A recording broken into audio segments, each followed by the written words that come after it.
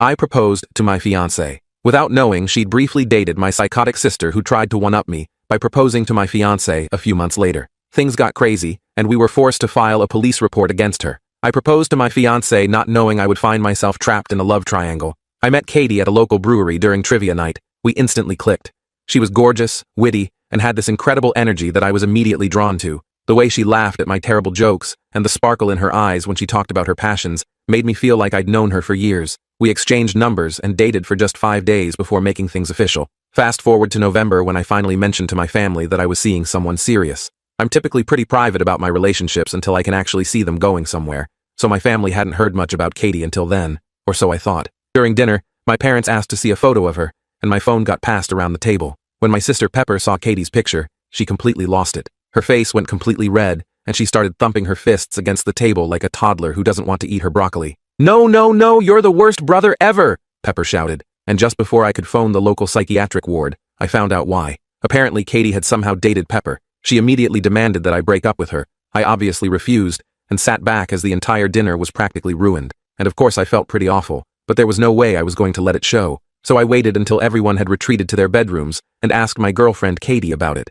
She explained how their relationship ended and that Pepper had been the one to break things off. I decided to look past it, because they only went out for 4 to 5 weeks, and I was convinced that Katie would be the mother of my children. So a few months later on Katie's birthday, I organized a special dinner with both our families and her closest friends, because I thought it had blown over. The restaurant was her favorite, this cozy Italian place with twinkling lights and the best tiramisu in town. It was the perfect place to pop the big question. And when I saw my time come, my heart raced. I still remember how I felt when I bent down on one knee and asked the most beautiful girl in the world to marry me. But it didn't go as planned, because just before Katie could say anything, my sister dumped her wine glass all over her. I was so shocked I couldn't even move, and Pepper just stormed out. But instead of getting mad, me and Katie just laughed, and she still said yes. After that, life felt like a Disney movie. It really felt like nothing could make me sad ever again. So when Pepper broke her 8 weeks of silence to invite us to a big family dinner at her apartment, we accepted, thinking perhaps she was finally ready to be civil. The dinner was pleasant enough, nothing fancy, just casual conversation over pasta. After dinner, we moved to the living room to continue chatting. About half an hour into normal conversation, Pepper suddenly stood up and announced she had something important to share. She launched into this long, dramatic speech about being grateful to have family around for her special moment. Pepper plastered this sort of plastic smile on her face, and she straight up looked like Momo Girl. Then she got down on one knee, pulled out this ring that looked like it was from AliExpress, and asked Katie to marry her. The room went dead silent. Katie looked horrified, her face drained of color as she demanded Pepper get up and put the ring away. I tried to keep my cool, but then Pepper started acting like a psychiatric escapee. No one had said anything, and she jumped up and said, "It's okay, baby girl. You don't need to say yes. I can see it in your eyes." She then proceeded to sit on Katie's lap and used her strength to hold her down while she tried to, well, you know. I saw tears start to form in Katie's eyes, and I couldn't help myself. I lunged forward and socked Pepper. I was seeing red. Through my rage, I heard her saying something about wanting to expose Katie, claiming she wasn't really into me and was just trying to get revenge on Pepper for dumping her. Before things escalated further, my parents rushed me out and promised they'd talk to Pepper. It's been several days, and I'm still furious. My hand is bruised from the punch, and I can't stop replaying the scene in my head. Edit. First, thank you all for reading and responding. I've been going through the comments since last night, and you've all made valid points. I appreciate the support and the reality checks. Both were needed. There isn't much to update since I've only spoken to Katie and Alan since the dinner fiasco. Katie's been incredibly understanding, but I can tell she's shaken by what happened. We've spent the last few evenings just talking things through, trying to make sense of it all. I want to clarify a few things I noticed in the comments. 1. Yes, Katie and I got engaged relatively quickly. We both knew early on this was the real deal. We're similar in many ways. We both know what we want and don't see the point in waiting once we're sure. Despite the timeline, I'm 100% certain about her. When you know, you know. 2. When we met, I approached her at the brewery, not the other way around. She was competing on a rival trivia team and playfully trash-talked our answers. When I asked Katie if she knew Pepper and I were related when we first met, she insisted she had no idea. I believed her then, but I admit Pepper's extreme reaction does raise some questions. It seems unlikely Katie would have orchestrated our meeting, but Pepper's accusations have planted a tiny seed of doubt that I hate myself for entertaining. 3. I genuinely had no knowledge of their relationship when I met Katie. Pepper and I aren't close anymore. We used to be when we were kids, but we drifted apart as adults. We're fundamentally different people with opposite values. Before moving back, we barely communicated except on birthdays and major holidays. Katie knew I had family, but not much else until I decided to introduce them. When she and Pepper reconnected at Thanksgiving, neither seemed to have lingering feelings. Katie wasn't overly friendly or awkward, just normal. If anything, I'd say Pepper seemed more affected than Katie. 4. From what I understood, they dated for just a month. I didn't think I needed Pepper's blessing to propose, but maybe that was an oversight on my part. I plan to talk to Pepper this weekend to get everything out in the open. I never asked for her side of their relationship, which is my fault. I avoided the conversation because I didn't want details about their romantic past, but clearly, that approach backfired spectacularly. If anything significant happens, I'll update you all. In response to comments about family pressure, thankfully, I've only heard the but she's family argument from my mom and a couple aunts who always take her side. They know me well enough to understand our relationship isn't strong enough for me to tolerate this level of disrespect toward my fiancé. My dad has been surprisingly supportive, calling me privately to apologize for not shutting down the proposal attempt sooner. About Katie potentially going back to Pepper. I'm not worried about that at all. She can't stand Pepper either, especially now. When we got home after the dinner incident, Katie described Pepper's behavior as pathological and seemed more concerned about my family dynamics than anything else. Update 1. Thank you all for your support and advice. It's been a busy weekend, so I haven't responded to many comments, but I appreciate all perspectives, even the critical ones. They've helped me navigate this bizarre situation. I called Pepper and asked to meet at my place to talk things through. I mentioned I'd prefer having Katie present, but would understand if Pepper wanted to talk one-on-one. She agreed to meet with both of us and showed up around noon today. She looked exhausted, with dark circles under her eyes, but had still taken time to dress impeccably, always concerned with appearances. After an awkward silence where we all just stared at our coffee mugs, I started the conversation by apologizing for hitting her and for not warning her about my proposal to Katie. Violence is never the answer, and despite my anger, I shouldn't have reacted that way. Pepper shrugged and said it was whatever, but appreciated the apology. I then explained what Katie had told me about their relationship and breakup, asking Pepper to confirm if that version was accurate. I explained that her extreme reactions seemed disproportionate for such a brief relationship, and I wanted to make sure I wasn't misunderstanding how serious they had been. Pepper confirmed they only dated a few weeks, and that she ended things because she lost interest. She fidgeted with her bracelet the entire time, avoiding eye contact with both of us. Katie asked if Pepper was acting this way because she still had feelings or regretted ending their relationship. Pepper admitted she thought Katie was more attractive than before, but denied having any lingering feelings or regrets. The real issue, according to Pepper, was that she didn't like seeing someone she dated, regardless of how briefly, with her older brother. She insisted that as her brother, I should have respected some unwritten bro code by breaking things off with Katie once I learned of their history. When I reminded her that I had no idea they dated when Katie and I met, she dismissed this, saying it didn't matter. I still should have ended things. She claimed that if roles were reversed, she would have done the same, which I seriously doubt given her history of dating within friend groups.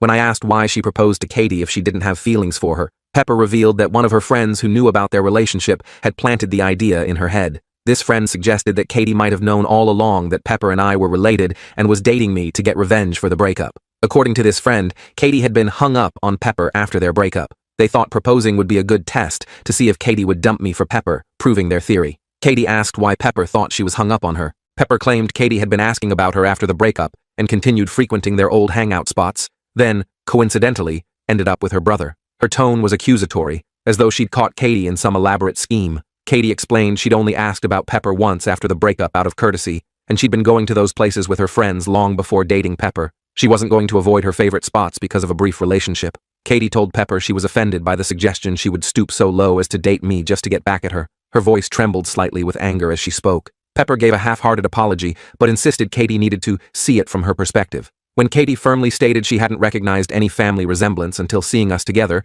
and pointed out that we act nothing alike, Pepper finally seemed to accept it, though reluctantly. Before leaving, Pepper told me I could rescind her wedding invitation since she couldn't bring herself to support our relationship, knowing she used to date Katie. I told her not to worry about it since she was likely going to be uninvited anyway. Her shoulders slumped slightly at this, but she nodded and left without further drama. It's been several hours since our conversation, and I do feel better having gotten clarity. My parents aren't happy about Pepper being uninvited to the wedding, but they understand it was a mutual decision, and probably for the best. My mom texted that she hopes we can work things out before the big day, but I'm not holding my breath. My sisters say they knew Pepper didn't have a legitimate reason for her behavior, and don't blame me for not wanting her at the wedding. For now, I'm limiting contact with Pepper, and I doubt she'll reach out to me anytime soon either. Thanks again to everyone for your support and advice. It's helped me stand my ground in a situation where I might have otherwise caved to family pressure. Responding to why Katie didn't recognize Pepper was related to me. We hadn't discussed my family much early in our relationship. I'd moved away partly to distance myself from my parents, and only started reconnecting with them at Alan's request when I moved back. I was upfront with Katie about not being close with my family, and she respected my privacy given the circumstances. Plus, Pepper and I don't share a last name. She uses our mother's maiden name professionally and on social media, something she started in college to stand out. It's not unusual that Katie wouldn't make the connection. Update 2. It's been a couple weeks since my last update, and there have been some developments in the situation with my family. The dust had barely settled from our confrontation when new drama erupted. I've maintained low contact with Pepper since our talk. We haven't called each other, and our only interactions have been during family gatherings. I've been polite but distant, keeping conversations brief and impersonal. Recently, my mom has become increasingly upset about Pepper still being uninvited to my wedding. She's called several times to discuss it, each conversation ending with her saying I'm being unreasonable and holding a grudge. This all came to a head at my youngest sister Vaughn's birthday celebration. The party was at a fancy restaurant downtown, one of those places with exposed brick walls and industrial lighting that somehow still feels warm and intimate. Her boyfriend of about 4 years proposed at the end of the night, and we were all discussing her wedding ideas over champagne and dessert. While talking about venues and dresses, Vaughn casually mentioned, "David, I know Pepper's banned from your wedding, but you won't care if she comes to mine, right?" I laughed and assured her I would never dictate her guest list. My mom gave me a strange look and asked if Pepper was still uninvited to my wedding. When I confirmed this, she became visibly irritated, her lips pursing into a thin line as she insisted she thought I was joking and accusing me of being unreasonable since Pepper is family. She suggested I was just holding a grudge to be petty. I reminded her that Pepper and I had mutually agreed she wouldn't attend, then pointed out that this wasn't the appropriate time to discuss my wedding as we were celebrating Vaughn. Vaughn backed me up, telling our mom to stop making her special day about Pepper. Mom dropped it, though Pepper wasn't even at the party due to work commitments. A few days later, my mom showed up at my house unannounced, saying she wanted to discuss my wedding. She was dressed in what I call her confrontation outfit, navy blue pantsuit and pearl earrings she only wears when she means business. She questioned why I was so adamant about excluding Pepper, suggesting I was insecure about Katie and Pepper's past relationship. I repeated that Pepper and I had mutually agreed on her not attending, and told her Pepper could approach me directly if she had concerns. We argued in my living room for nearly an hour, our voices gradually rising until we were practically shouting. Finally, my mom declared that if I wouldn't re-invite Pepper, she wouldn't attend either because I was ostracizing her daughter. I shrugged and told her she was free to toss her invitation, if that's how she felt. I wouldn't beg her to attend. When she asked if I would really be okay with her absence, I reminded her it wouldn't be the first time she'd missed one of my important events because of Pepper. She accused me of unfairly bringing up her past mistakes and stormed out, slamming the door hard enough to rattle the windows. Since then, I've been bombarded with messages and calls from my mom and various family members, all insisting I'm in the wrong and urging me to invite Pepper for the sake of peace. The family group chat has become a battleground, with aunts and uncles I barely speak to suddenly having strong opinions about my wedding guest list. Mom has also been messaging Katie, asking her to convince me to change my mind, but Katie hasn't responded. She's shown me the messages. They range from guilt-tripping to attempting to bond over difficult men. Most of my mom's side of the family is now boycotting the wedding in solidarity with her. My dad, his sister and brother-in-law and their kids, my sisters and Katie's family, are still planning to attend. I spoke with Pepper directly about the situation, and she confirmed she had uninvited herself and has no desire to attend. She's baffled by the drama and wants to be left out of it entirely, which makes my mom's crusade even more frustrating. I'm currently low contact with my mom, though my dad and I remain on decent terms. He calls occasionally to check in, careful to avoid mentioning the drama. I'm still deciding whether to offer to re-invite my mom and her relatives if they change their minds about the boycott, but I'm leaning against it. Katie and I have started looking into downsizing our venue since our guest list has significantly decreased. We're trying to find the silver lining. At least now we can upgrade to the premium open bar within our budget. Update 3. My mom is now permanently uninvited from our wedding. About 2 weeks after she decided to boycott, she unexpectedly showed up at our home, saying she wanted to clear the air. Her tone seemed conciliatory at first, so we invited her in for dinner, and Katie even made her a plate of the lasagna we'd been preparing when she arrived. I asked if she was still planning to skip the wedding, and she confirmed that while she wanted to attend, she couldn't get over my decision to exclude Pepper because of a simple mistake. I reminded her that this simple mistake involved Pepper proposing to my fiancé while I sat 3 feet away, but Mom dismissed it as just a joke. She waved her hand dismissively, as if proposing to someone else's fiancé was on par with putting salt in the sugar bowl. Katie asked why Mom wanted to talk if her position on Pepper attending hadn't changed. Mom admitted she had hoped to catch Katie alone, assuming I'd be at work, to convince her to persuade me to invite Pepper. Katie politely explained she wouldn't have had that conversation without me present since it involved my sister. I could see Katie's discomfort in the way she fidgeted with her engagement ring, a nervous habit she has when she's trying to remain composed. Mom then made a comment about Katie being spineless and unable to have a conversation without me thinking for her, which sparked a heated argument. The tension in the room was palpable as accusations flew back and forth. Eventually, Katie told her to leave, her voice firm despite her visible distress. As Katie was unlocking the door, my mom grabbed her hair, pulled her to the ground, and began hitting her and trying to claw at her face while screaming about Katie tearing our family apart. I immediately pulled Mom off Katie and physically removed her from our home. She continued pounding on the door for several minutes before leaving, then called us repeatedly. After ensuring Katie was okay, she had scratches on her face and neck, and a clump of hair had been pulled out. I texted Mom that she should never contact us again. I was shaking with rage and concern, struggling to believe what had just happened. I called my dad and sisters to inform them what happened. Dad tried making excuses, saying Mom had been stressed about the situation. My sisters weren't surprised, saying they knew she'd snap eventually, since she's always been volatile. They came over to support Katie, bringing ice packs for her bruises and helping her clean up the scratches. I asked Katie if she wanted to press charges, but she declined, saying she only wanted to cut contact permanently. I told her that was obvious, but suggested she should still file a report since she was physically assaulted. She's hesitant to get my mom arrested, feeling guilty about potential consequences despite being the victim. My sisters and I are trying to convince her otherwise, and at minimum, I want documentation in case something happens in the future. The red marks on her face and neck have darkened to bruises, and seeing them fills me with a mixture of guilt and anger each time I look at her. Mom is now blocked on everything until Katie decides otherwise, which I doubt will ever happen. Even looking at her number on my blocked contacts list makes my blood boil. I never imagined my mother would physically attack the woman I love, no matter how heated the argument. Final update. Thank you to everyone who's provided advice and support throughout this nightmare. Katie and I have read your comments together and appreciate all the kindness. Your words have been a source of strength during this incredibly difficult time. Many asked why I reconnected with my family despite our history. Simply put, I'd do anything for my sisters. Chad, 31F, wanted the whole family around for the birth of her first child and to help her adjust to motherhood. She didn't want part-time aunts and uncles who only visited on holidays. She rarely asked for anything growing up, so when she requested I try rebuilding relationships for her sake, I agreed. Part of me also hoped my parents had changed.